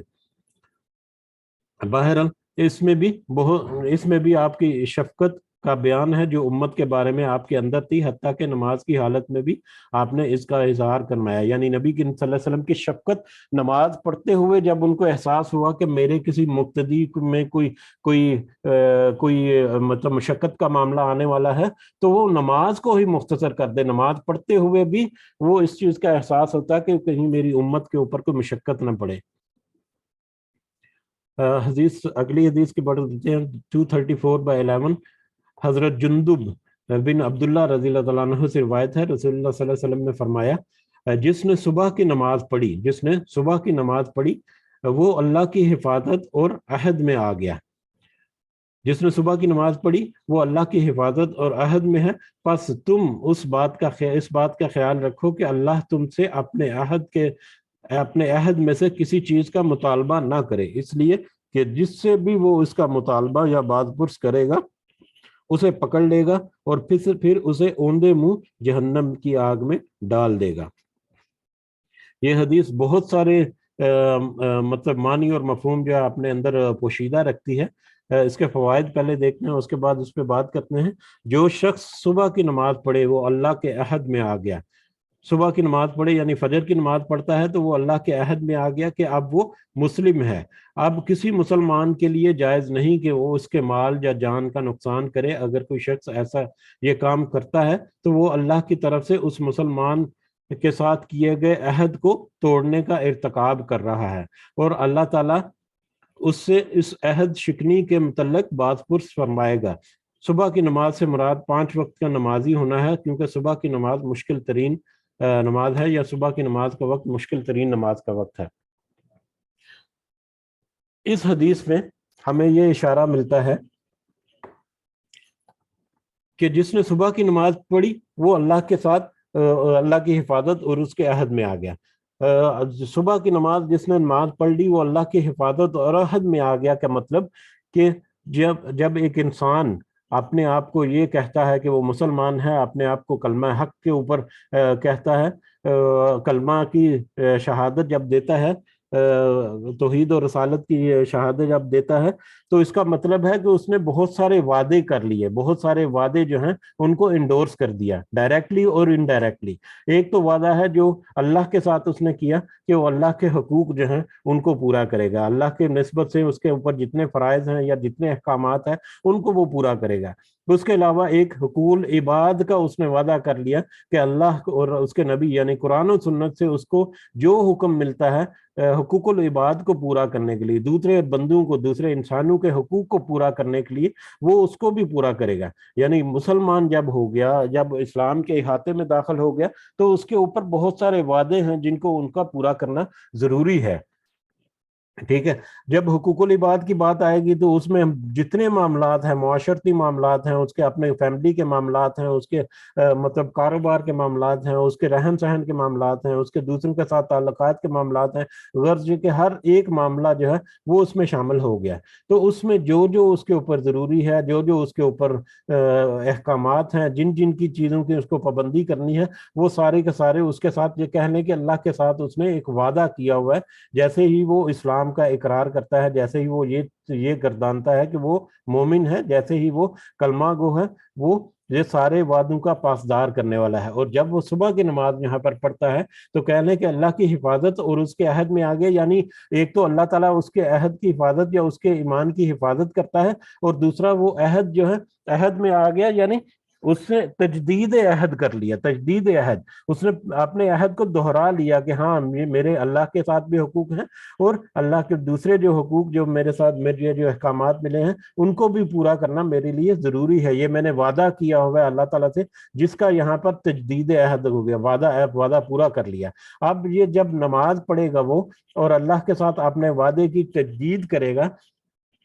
تو اللہ تعالیٰ کی حفاظت میں بھی ہے، اور اس کا وعدہ جو ہے وہ بھی اللہ تعالیٰ کی حفاظت میں آ گیا، اس کے وعدے کی تجدید بھی ہو گئی. اب اس کے لیے ضروری ہے کہ وہ اپنے جو کیے ہوئے وعدے ہیں ان کو پورا کرنے کی کوشش رکھے، کہ یہ نہ کہیں یہ نہ ہو کہ اللہ تعالیٰ اگر اس کے کسی کیے ہوئے وعدے کی نسبت سے اگر اس سے پوچھ گچھ کر لے، اگر وہ پوچھ گچھ کر لی اللہ تعالیٰ نے اور وہ اس وعدے کو پورا نہ کرتا ہوا، اس وعدے میں اس نے کوئی ڈنڈی ماری ہے، اس وعدے میں اس نے، وعدہ بھی ایک امانت ہے، اس امانت میں اگر اس نے خیانت کی ہے، اس میں ڈنڈی ماری ہے، اس کو پورا نہیں کیا، استطاعت ہونے کے باوجود اس نے ان حکموں کو پورا نہیں کیا، تو اس صورت میں ہو سکتا ہے کہ اللہ تعالیٰ باز پرس کرے، اس کی پوچھ گچھ کرے اور اسے پکڑ لے، اور اتنا سخت پکڑے کہ وہ جہنم کی آگ میں اوندے منہ اس کو ڈال دے. استغفر اللہ. تو یہ ایک اہم حدیث ہے، اس میں ایک اہم نقطہ ہے کہ جب انسان جو ہے وہ اللہ کے ساتھ کیے ہوئے جو وعدے ہیں ان کو ہمیشہ اپنے ذہن میں رکھے اور ان کو ہمیشہ پورا کرنے کی کوشش کرتا رہے. اور ان وعدوں میں یہ سارا شامل ہے کہ حقوق اللہ کیسے پورے کرنے ہیں اور حقوق العباد جو ہے وہ کیسے پورے کرنے ہیں. اور حقوق العباد جب وہ پورا کرتا جائے گا تو آٹومیٹیکلی وہ اس کے دل میں رحمت اور شفقت اور محبت کا جذبہ جو ہے وہ ابھرتا چلا جائے گا، اور آٹومیٹیکلی وہ امت کے لیے ایک انتہائی شفیق اور مہربان جو رکن ہے اس کی حیثیت اپناتا چلا جائے گا. اس سے اگلی حدیث حدیث نمبر 35، یہ آج یہ حدیث جو ہے وہ دیکھتے ہیں، اس کے بعد پھر ہم اگلی حدیث اگلی مجلس میں پڑھیں گے انشاءاللہ. حدیث number 235 by 16. Bye 12 sorry 12 number हदीस इस चैप्टर की हजरत इब्न उमर रज़ी अल्लाह तआला अनहुमा से रिवायत है रसूलुल्लाह सल्लल्लाहु अलैहि वसल्लम ने फरमाया, मुसलमान मुसलमान का भाई है, ना इस पर ज्यादती करता है, ना इसे बेयार और मददगार छोड़कर दुश्मन के सुपुर्द कर देता है। जो अपने मुसलमान भाई की हाजत पूरे करने में लगा हो, अल्लाह ताला उसकी हाजत पूरी फरमाता है। जो किसी मुसलमान से कोई परेशानी दूर करता है, अल्लाह ताला उसकी वजह से उसकी क़यामत की परेशानियों में से कोई परेशानी दूर कर फरमा देगा। जो मुसलमान किसी दूसरे मुसलमान की परेशानी दूर करता है, तो अल्लाह ताला उसकी क़यामत के दिन की परेशानियों में से कोई परेशानी दूर फरमा देगा। और जिस ने किसी मुसलमान की पर्दापोशी की, अल्लाह ताला क़यामत वाले दिन उसकी पर्दापोशी फरमाएगा। इस हदीस में बहुत सारे पहलू में निकलते हैं जो कि आम फहम भी हैं। इसके फवायद में हम अगर देखें पहले, तो ये हदीस इस लिहाज से बड़ी अहम है कि इसमें मुसलमानों को एक ख़ानदान के अफराद की तरह रहने की हिदायत दी गई है, कि जिस तरह से एक शख्स अपने बेटे भाई वगैरह को पर कोई जुल्म करना मदद के वक्त उसे बेयार और मददगार छोड़ना पसंद नहीं करता, जिस तरह से अपने किसी भाई या अपने बेटे या अपने अजीज रिश्तेदार के साथ ऐसा करना पसंद नहीं करता। उसे कोई हाजत हो तो उसे पूरी करने की, किसी तकलीफ और परेशानी में मुब्तला हो तो उसे दूर करने की, और उससे कोई कोताही गलती हो जाए तो उस पर पर्दापोशी करने की सही जब करता है। जब ये चीजें वो अपने रिश्तेदार के लिए, अपने करीबी अजीज के लिए करता है, तो यही मामला एक मुसलमान का दूसरे मुसलमान के साथ होना चाहिए। इससे अल्लाह ताला खुश होता है और उसका बेहतरीन सिला उसे दुनिया और आखिरत में अता फरमाता है। गोया ये इज्तिमाई कफालत का एक बेहतरीन निज़ाम है, जिस पर अगर मुसलमान अमल करें तो आखिरत में भलाई के साथ साथ इस दुनिया में भी उनकी दुनिया भी जन्नत नज़ीर बन सकती है। काश मुसलमान अपने मजहब की इस रोशन तालीमात को अपना सकें। इस हदीस मुबारका में मुसलमानों को अपने जो अजीज और रिश्तेदार हैं उनके साथ मोहब्बत और उनके साथ शफकत के अलावा ऐसी ही शफकत और मोहब्बत जो है दूसरे मुसलमान जो हैं उनके लिए भी करने की एक रहनुमाई और हदायत मिलती है, और उसकी अहमियत भी इससे उजागर होती है कि जिस तरह से वो अपने मतलब करीबी रिश्तेदारों के साथ वो शफकत और रहमत वाला, मेहरबानी वाला मामला करता है, उसको चाहिए कि वो दूसरे मुसलमानों के साथ भी इसी तरह से करे। और इसमें जो अहम नुक्ता है कि अगर वो मुसलमान किसी मुसलमान की हाजत पूरी करने में लगा हो तो अल्लाह ताला उसकी हाजत पूरी फरमाता है। यानी अगर मतलब कोई किसी दूसरे की मदद कर रहा है किसी मामले में, तो अल्लाह ताला उसकी मदद करता है उसके मामले में। मेरा जाती जो एक है कि पैसे के मामले में, कि अगर आप चाहते हैं कि आपकी इनकम बढ़ जाए, आपकी इनकम में या आपके माल में अल्लाह ताला बरकत डाल दे, तो आपको चाहिए कि दूसरों के ऊपर खर्च करें। दूसरों के ऊपर जब इंसान खर्च करेगा तो अल्लाह ताला उसके रिज्क में भी इजाफा करेगा और उसमें बरकत में भी इजाफा करेगा। तो ये इस हदीस से उसकी बहुत सारी मतलब मिलती हैं कि जो दूसरों की हाजत में पूरा करने में लगा हो, अल्लाह ताला उसकी हाजत पूरी फरमाता है। और जो किसी दूसरे मुसलमान की परेशानी दूर करता है, अल्लाह ताला उसकी वजह से उसकी क़यामत की परेशानियों में से कोई परेशानी दूर फरमा देता है। ये कितने ही बड़ा और कितना ही वसी फायदा है कि इस दुनिया में अगर किसी की परेशानी को बंदा दूर करता है या उसको कम करने की कोशिश करता है, तो उसके बदले में अल्लाह ताला उसको क़यामत की परेशानियों में से कोई परेशानी दूर फरमा देगा। और क़यामत की परेशानियों में से अल्लाह ताला सबको उससे महफूज रखे कि क़यामत के दिन जब हर एक को सिर्फ अपने ही जान का फिक्र होगा, हर एक बस नफ्सी नफ्सी जो है उस पर लगा होगा, हर एक को बस अपने ही अमाल जो है वो मतलब उनकी फिक्र होगी कि मेरे साथ क्या मामला होने वाला है। ऐसी सूरत में अगर अल्लाह ताला उसकी परेशानियों में कुछ कमी कर दे, कुछ परेशानियां दूर फरमा देगा, तो हम सोचें कि उस वक्त ये कितनी बड़ी नेमत होगी और कितने बड़ी हमारे ऊपर रहमत होगी अल्लाह ताला की, कि हमारी परेशानियों में से कुछ परेशानियां जो है वो अल्लाह ताला ने दूर फरमा दी। उस वजह से कि दुनिया में किसी दूसरे मुसलमान की परेशानियों को दूर करने की कोशिश की या परेशानियों को दूर किया। इसी तरह से जब किसी मुसलमान کی پردہ پوشی کی، جب اس نے کسی مسلمان کی پردہ پوشی کی تو اللہ تعالیٰ قیامت والے دن اس کی پردہ پوشی فرمائے گا۔ اب پردہ پوشی سے مطلب کسی کے راز کسی کے پاس ہو سکتے ہیں، ان رازوں کی حفاظت کرنا، کسی دوسرے مسلمان کی کمزوری کا اگر کسی کو پتا ہے، اس کی کوئی ویک پوائنٹ اس کو پتا ہے، تو بجائے اس کے کہ اس کو اس کمزوری کو بنیاد بنا کر اس سے کچھ فائدے بٹور لینا یا اس کا مذاق اڑا لینا یا اس کو پریشان کرنا، اس کی بجائے اس کی کمزوری کے اوپر پردہ پوشی کرنا، بلکہ اس کی کمزوری کو دور کرنے کے لیے اس کی مدد کرنا، یہ اگر کوئی انسان اس دنیا میں کرتا ہے تو اللہ تعالیٰ قیامت والے دن اس کی پردہ پوشی فرمائے گا۔ اس دنیا میں انسان تنہائی میں کتنے ہی گناہ کرتا ہے، اللہ تعالیٰ سب کو محفوظ رکھے۔ مطلب غیبت کے معاملات میں، دوسروں کی جڑیں کاٹنے کے معاملات میں، دوسروں کے خلاف اقدامات کرنے، خفیہ تدبیریں اس طرح کی ہوتی ہیں، خفیہ معاملات اس طرح کے ہوتے ہیں، کچھ دوسروں کو نقصان ایسے پہنچا دیتے ہیں جب کہ کسی کو پتہ نہ چلے، دھوکہ دہی کے ذریعے۔ تو اللہ تعالیٰ ایک تو یہ ہے کہ یہ تو انتہائی مطلب گناہ کے کام ہیں، لیکن اس کے علاوہ کچھ کام ایسے ہیں جن کی وہ پردہ پوشی کرتا ہے اس دنیا میں، تو اللہ تعالیٰ اس کی پردہ پوشی فرمائے گا قیامت کے دن کہ اس نے جو امت کے اپنی زندگی میں کچھ ایسے کام کیے ہوئے جن کے اوپر دنیا میں اللہ تعالیٰ نے پردہ ڈال کے رکھا، اس کے ایسے کاموں کا، کچھ ایسے گناہوں کا یا کچھ ایسے اس کے ایسے عمل کا جو کہ پسندیدہ نہیں تھے یا کچھ ایسے تھے، تو قیامت والے دن اللہ تعالیٰ ان کے اوپر بھی پردہ پوشی فرمائے گا۔ اول تو وہ ہونے ہی نہیں چاہیے، بالکل بھی نہیں ہونے چاہیے، لیکن خدا نہ خواستہ اگر کوئی ایسے میں ہے تو اللہ تعالیٰ اس کی اس کا مطلب یہ نہیں کہ اس کی بات پوچھ نہیں ہوگی، اس کی پوچھ گچھ نہیں ہوگی، اس کا حساب کتاب نہیں ہوگا، وہ تو سارا کچھ ہوگا، لیکن اللہ تعالیٰ اپنے خاص فضل سے کس طرح سے وہ انصاف کرے گا، کس طرح سے وہ رحمت اور فضل کرے گا، یہ تو ہم اس وقت دیکھیں گے، اور یقیناً دیکھیں گے، اس کے اوپر ہمارا یقین ہے کہ اس وقت اللہ کے انصاف کو پوری نوع انسانی جو ہے وہ دیکھے گی کہ کس طرح سے انصاف ہوتا ہے، اور کوئی شخص یا کوئی روح ایسی نہیں ہوگی، روح انسانی، کہ جو اللہ کے انصاف کے اوپر وہاں پر انگلی اٹھائے گی، اس کو اس قدر انصاف ملے گا وہاں پر۔ تو جس نے دنیا میں دوسروں کے پردہ پوشی کی مسلمانوں کی، اللہ تعالیٰ قیامت والے دن بھی اس کی پردہ پوشی فرمائے گا۔ یعنی اس حدیث سے ہمیں یہ بھی پتہ چلتا ہے کہ اس دنیا میں دوسروں کی مدد کرنا، اس دنیا میں دوسروں کی حاجت کو پوری کرنا، اس دنیا میں دوسروں کی تکلیف کو پوری کرنا، اس دنیا میں دوسروں کے رازوں کو راز رکھنا یا اس کی کمزوریوں کو اپنے تک محدود رکھنا، بلکہ اس کی کمزوریاں دور کرنے میں اس کی مدد کرنا، تو یہ سارے عمل دنیا میں کرنے ایسے ہیں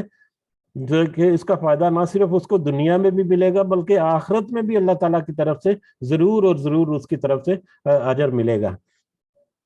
اسی حدیث کے ساتھ ہم آج کا یہ سبق جو ہے روکتے ہیں، انشاءاللہ اگلی محفل میں، اگلی مجلس میں ہم دوبارہ اس سے آگے بڑھیں گے، اور اس حدیث کو سامنے رکھتے ہوئے، یہ حدیث جو ابھی ہم نے ذکر کی ہے، اس حدیث کو سامنے رکھتے ہوئے میں دوبارہ سے اپیل کروں گا کہ جس بھی طرح سے ممکن ہو پاکستان میں، بلکہ انڈیا اور بنگلہ دیش وغیرہ میں بھی فلڈ جو ہیں وہ آئے ہوئے ہیں، تو کوشش کریں کہ جو فلڈ افیکٹیز ہیں، جو اس سے متاثر ہوئے ہیں، بہت ہی برے حالات ہیں، اللہ تعالیٰ سب کو محفوظ رکھیں، پوری فیملیز، ان کے گھر اجڑ چکے ہیں، ان کی ساری بستیاں جو ہیں وہ اجڑ چکی ہیں، ان کے مال مویشی جو ہیں وہ اجڑ چکے ہیں، ان کی فصلیں تباہ ہو چکی ہیں، تو ضرور کوشش کریں جہاں تک آپ کے لیے ممکن ہے کہ ان سیلاب زدگان کی مدد براہ راست کریں یا بلا واسطہ کریں، اور جیسا کہ ہم پہلے بھی ذکر ہو چکا ہے کہ جو آپ کی ہمت اور طاقت ہے اس کے مطابق کریں۔ اگر کسی کے پاس مطلب کچھ خود سے کنٹریبیوٹ کرنے کے لیے نہیں ہے تو دوسروں کو اس کی طرف ابھارے یا دوسروں سے کچھ تعاون حاصل کرنے کی کوشش کرے، اور اس طرح سے اس میں کرے، یا خود جو مطلب کر سکتے ہیں جا کر کسی پریکٹیکلی کوئی مدد کر سکتے ہیں، کسی ادارے کی مدد کر سکتے ہیں، اس طرح سے وہ کر سکتے ہیں، جس بھی طرح سے کوئی کر سکتا ہے اپنی ہمت اور استطاعت اور اپنے وسائل کے مطابق، جہاں پر بھی آپ ہیں اس اپنی استطاعت کے مطابق تو کوشش کریں۔ یہ فرض نہیں ہے، یہ آپ کے لیے نفلی عبادت ہے یا نفلی معاملہ ہے، لیکن یہ اس کی بھی کتنی اہمیت ہے، اور یہ حدیث جو ہمارے سامنے اس وقت کھلی ہوئی ہے، اس سے ہمیں پتہ چلتا ہے کہ اس دنیا میں جو حاجتیں پوری کرے گا، اس دنیا میں جو دوسروں کی مدد کرے گا، اس دنیا میں جو کسی دوسرے کی پردہ پوشی کرے گا، پریشانیوں کو دور کرے گا، تو اللہ تعالیٰ قیامت کے دن اس کی پریشانیوں کو دور کرے گا، اس کے اوپر رحم کرے گا، اور اس کے اوپر شفقت کرے گا، فضل کرے گا۔ اللہ تعالیٰ سے دعا ہے کہ اللہ تعالیٰ ہمیں توفیق دے کہ ہم اس معاملے میں کو سمجھ سکیں۔ اللہ تعالیٰ سے یہ بھی دعا ہے کہ ہمیں اپنی استطاعت کے مطابق ہمیں یہ فہم دے، اور ہمت اور طاقت اور توفیق دے کہ ہم دوسروں کی مدد اس دنیا میں کر سکیں، تاکہ ہمیں آخرت میں پریشانیوں میں ہماری کمی ہو، اور اللہ تعالیٰ کی مدد اور فضل جو ہے وہ ہمارے شامل حال ہو۔ آمین یا رب العالمین، وما علینا الا البلاغ المبین۔ جی اگر کسی کو کچھ پوائنٹ ایڈ کرنا ہے یا کچھ اضافہ کرنا چاہ رہے ہیں تو آپ ضرور کریں۔ جزاکم اللہ خیرا کثیرا۔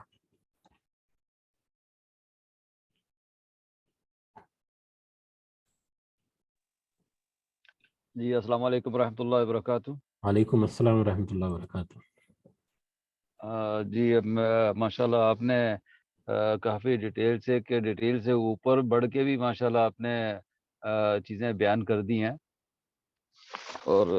کیا منی کے نماز کے حوالے سے، اور نماز مختصر اور لمبی، اور بچوں کو مساجد میں لے جانا، یہ ساری چیزیں۔ تو اس میں ایک حدیث ہے جو آج میں نے شیئر کی تھی، تو اس حدیث کو ہم سب سے پہلے دیکھتے ہیں کہ اس میں نبی کریم صلی اللہ علیہ وآلہ وسلم نے کیا فرمایا۔ سب سے پہلی بات ہے کہ جو ہم نمازیں پڑھتے ہیں، یہ ساری کی ساری ہم لوگ سری پڑھتے ہیں، اپنے دل میں پڑھتے ہیں، بچپن سے لے کے آخر تک۔ شاید اللہ ماشاء اللہ جس کو اللہ نے توفیق دے دی ہے، وہ اپنی نماز دوسرے کو سناتا ہے کہ میرے کیا الفاظ یہ ٹھیک ہیں، اگر نہیں تو وہ ساری عمر وہی پڑھتا چلا جاتا ہے۔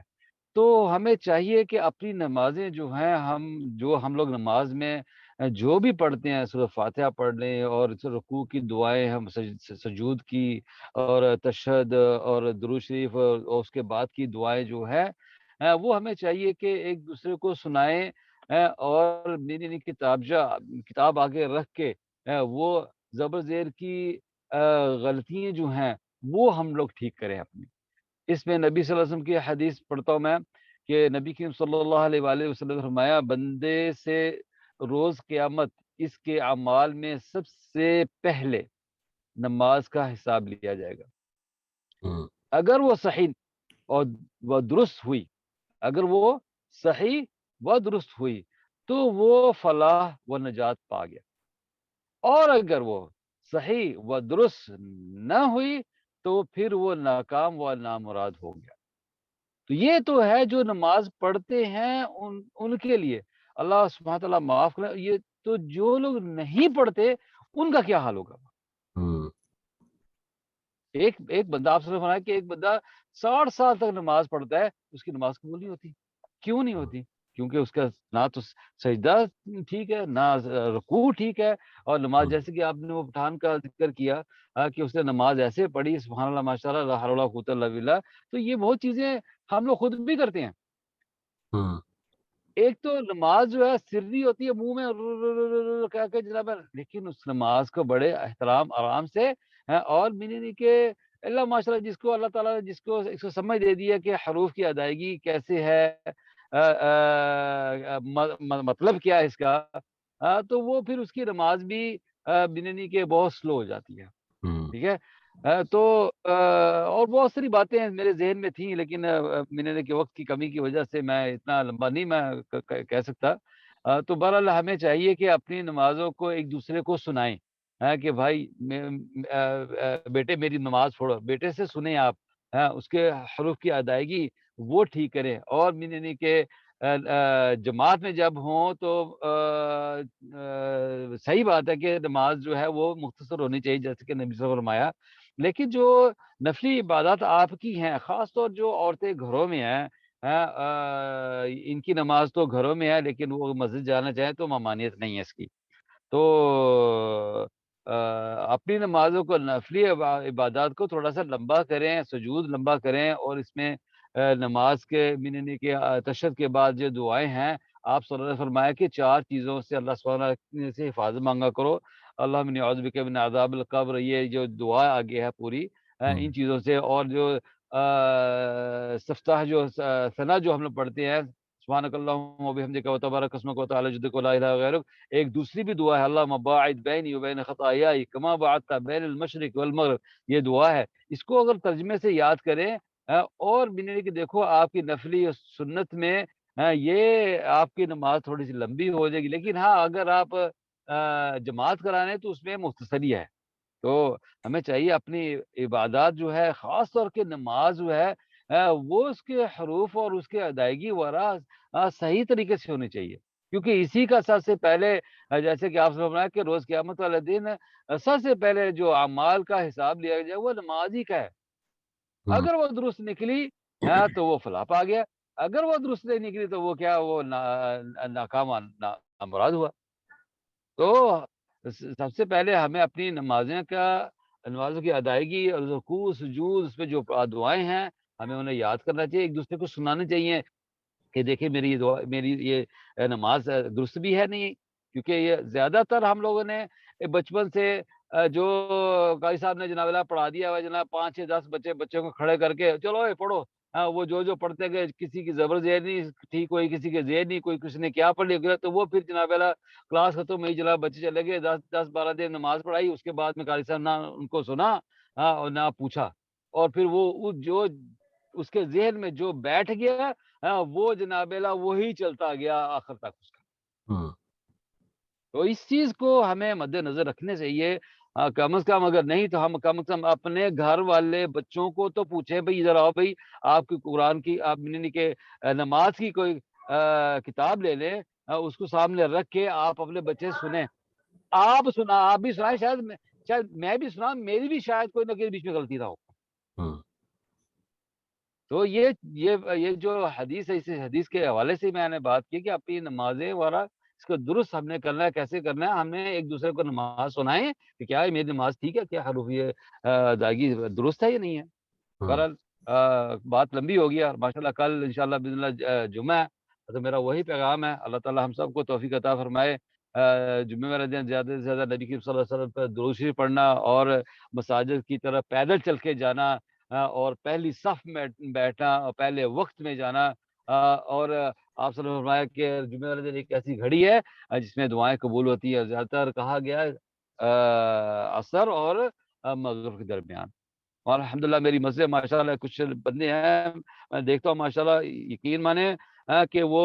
عصر اور مغرب سے تو نکلتے ہی نہیں تقریباً. اور اگر ان کو ٹائم ملتا ہے وہ جناب اللہ مغرب سے آدھا گھنٹہ پہلے آ کے جناب اللہ وہ بس ہاتھ اٹھاتے ہیں، یعنی نیچے کرتے ہی نہیں ہے اتنا، یعنی کہ اہتمام کرتے ہیں. کیوں؟ ان کو پتہ ہے کہ یہ وقت ایک خاص وقت ہے، اس میں دعائیں قبول ہونے. اللہ تعالی ہماری اور سب کی دعائیں قبول فرمائے. آپ کی کوشش جو ہے ماشاءاللہ آپ یہ کلاس وغیرہ جو سٹارٹ کی ہوئی ہے، اللہ تعالی ہم سب کو بھی توفیق عطا فرمائے اس کلاسز کو اٹینڈ کرنے کی، اور دوسروں کو بھی انشاءاللہ باذن اللہ. واللہ عالم بالصواب. جزاکم اللہ خیر، بارک اللہ فیکم انشاءاللہ. جی جزاک اللہ خیرن شفیق صاحب، جزاک اللہ خیرن. آپ کو جو پوائنٹس ہیں یقیناً کافی اہمیت کے حامل ہیں. نماز کی ادائیگی، نماز میں خشوع، اس میں ٹھہراؤ، اس میں امن اور سکون لے کر آنا ہمارے لیے بہت ضروری ہے. اور جیسا کہ آپ نے کہا کہ حروف کی ادائیگی یہ ایک انتہائی اہمیت کی حامل ہے، خاص کر جب ہم نماز پڑھتے ہیں تو جو صورتیں بچپن سے ایک یاد کی ہوئی ہیں، جو کچھ آیتیں یا صورتیں یا جو بھی دعائیں ہیں، ایک تو ہمیں اس کا مطلب ترجمہ وغیرہ جو ہے وہ بہت کم پتہ ہوتا ہے. وہ اگر پتہ ہو بھی تو ہم نماز کو بس اتنی جلدی سے پڑھتے ہیں کہ بس مطلب حروف ادا ہی نہیں ہوتے. اگر حرف ادا ہی نہیں ہوگا صحیح طریقے سے تو اس کا معنی اور مفہوم بھی مختلف ہوگا اور اس کا اجر بھی ضائع ہو جائے گا. ٹھیک ہے. اور ہم نے دیکھا کہ کئی دفعہ سورہ فاتحہ جو ہے، جو 7 آیات ہیں اور اتنی اچھی اور اتنی مدلل آیات ہیں، ان کو ایک ہی سانس میں پڑھ جاتے ہیں. اکثر قراء جو ہیں وہ بھی بے شک ہمیں کسی کے اوپر انگلی اٹھانے کا کوئی حق نہیں، لیکن میں نے کئی دفعہ سنا ہے کہ ایک ہی سانس میں پوری سورہ فاتحہ پڑھ لی. تو ہمیں کوشش کرنی چاہیے کہ ہم اپنی نمازوں میں جتنا ٹھہراؤ لا سکیں، اور کوشش کرنی چاہیے کہ جو سنت دعائیں ہیں ان کا اضافہ کریں اپنی نمازوں میں۔ عام طور پر تو خاص کر عورتیں جو ہیں وہ تو عام طور پر اکیلی گھر میں نماز پڑھتی ہیں، اور مرد حضرات بھی جماعت کے علاوہ جو نماز پڑھتے ہیں جماعت کے ساتھ بھی بڑی پرسکون انداز سے پڑھیں۔ مطلب جو امام ہے اس کو چاہیے کہ جو ارکان ہیں ان کو بڑے خشوع کے ساتھ اور سکون کے ساتھ ادا کرے۔ قرت کو کم کرنے کا یہاں پر حدیث سے ملتا ہے کہ سورہ فاتحہ کے ساتھ ملا کر جو سورہ یا کچھ آیات پڑھنی ہے ان کو تھوڑا سا مختصر یا کم رکھے، تاکہ نماز جو ہے نا وہ خفیف ہو جائے۔ جی ہاں، بہرحال، اور میں نے حروف کی ادائیگی کے لیے ہی میں نے ایک گروپ بنایا ہے، آؤ قرآن سیکھیں۔ تو یہ میں انشاءاللہ جمعے سے کل سے انشاءاللہ شروع کر رہا ہوں، آپ بھی اس میں ایڈ ہیں۔ صرف میرا مقصد یہ ہے کہ ہم قرآن کو صحیح طریقے سے اس کے حروف کی ادائیگی جو ہے وہ درست ہو، اور ہمیں قرآن کیسے پڑھنا ہے، کہاں رکنا ہے، کیسے، بہت ساری چیزیں اس میں آئی دی ہیں، لیکن نورانی قاعدہ جو ہے وہ ہم نے صحیح جس کو قرآن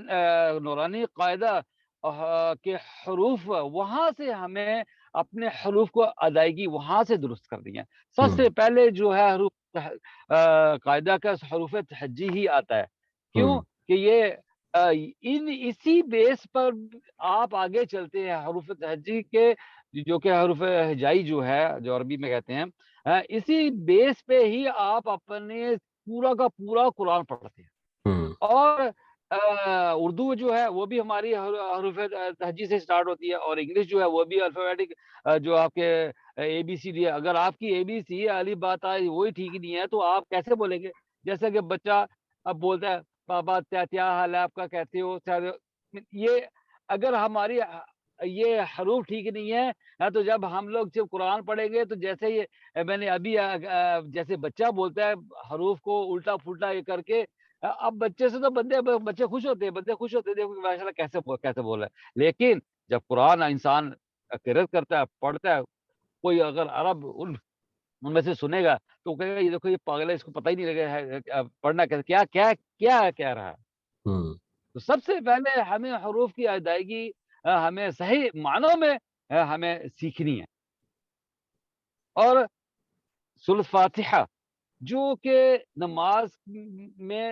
اہم ترین صورت ہے، ہمیں اس کے حروف جو ہیں صحیح ادا ہوتے ہی نہیں ہیں۔ کیوں؟ ہم نے صحیح طریقے سے نہ تو نماز کے حروف سیکھے ہیں، اور نہ ہی نماز میں کیسے کھڑا ہونا ہے، ہاتھ کہاں رکھنے ہیں۔ ہر ایک سے پوچھا جائے تم نے کس نے کہا آپ سے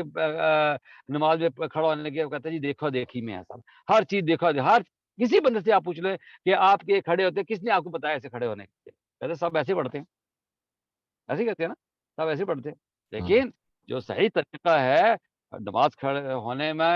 میں اور حروف کی ادائیگی میں، ہمیں حروف تہجی اور قاعدہ جو ہے میں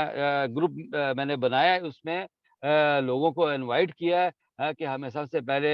اپنے حروف تہجی جو ہیں وہ صحیح طریقے سے آپ ادا کریں، تو اس سے آپ کا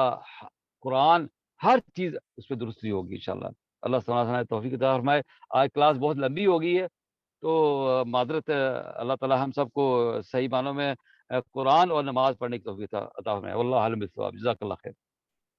جی جزاک اللہ خیرن شفیق صاحب، جزاک اللہ خیرن۔ انشاءاللہ کوشش کرتے ہیں اللہ تعالیٰ ہمیں سب کو توفیق دے کہ ہم جو ہم باتیں کر رہے ہیں اس کے اوپر کچھ عمل کرنے کی بھی کوشش کریں۔ اللہ تعالیٰ سے توفیق کی دعا مانگتے ہیں، اللہ تعالیٰ ہمیں ضرور بلکہ اللہ تعالیٰ نے بہت ساری توفیقیں ہمیں دے رکھی ہیں، ہم ان کو صحیح معنوں میں استعمال نہیں کرتے۔ تو اللہ تعالیٰ سے دعا ہے کہ ہمیں تو